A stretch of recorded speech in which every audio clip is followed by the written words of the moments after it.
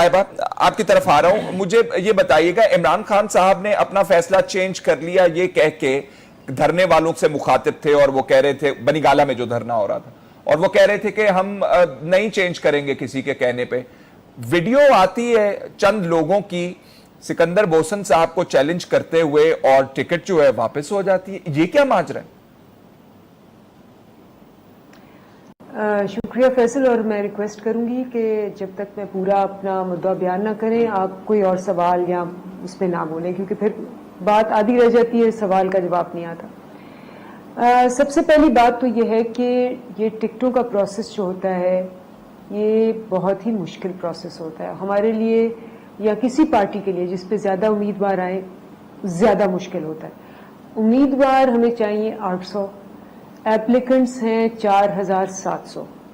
ٹھیک ہے جی, تو اس کا مطلب ہے کہ 3800 لوگ جو ہیں وہ ریجیکٹ ہوئے ہیں, عورتیں بھی اور آدمی بھی.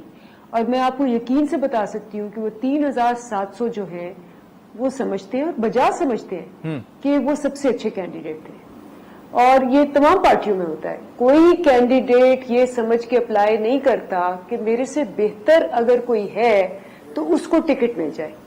اب اگر تھوڑے ہوں تو آپ کو ان کو سیٹسفائی کرنا شاید آسان ہو, لیکن اگر جتنے آپ نے سلیکٹ کیے اس سے 4 گنا درجے آپ نے ریجیکٹ کیے ہیں تو یہ تو ہوگا ہی ہوگا. نمبر 1 پہلی بات ہے.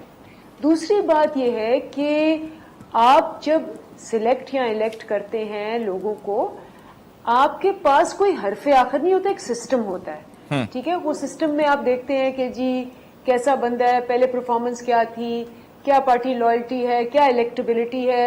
اگر پارٹی لائلٹی ہے لیکن اس کو الیکشن کی سائنس نہیں آتی تو پھر کیا ہے, اگر الیکشن کی سائنس آتی ہے اور لائل نہیں ہے تو پھر کیا. یہ مشکل سوال ہے, اور آپ اتنے بڑے فیصلے کرنے کے لیے آپ کو فلیکسیبلٹی چاہیے, کیونکہ بہت بڑا چانس ہے کہ آپ شاید غلط ہو.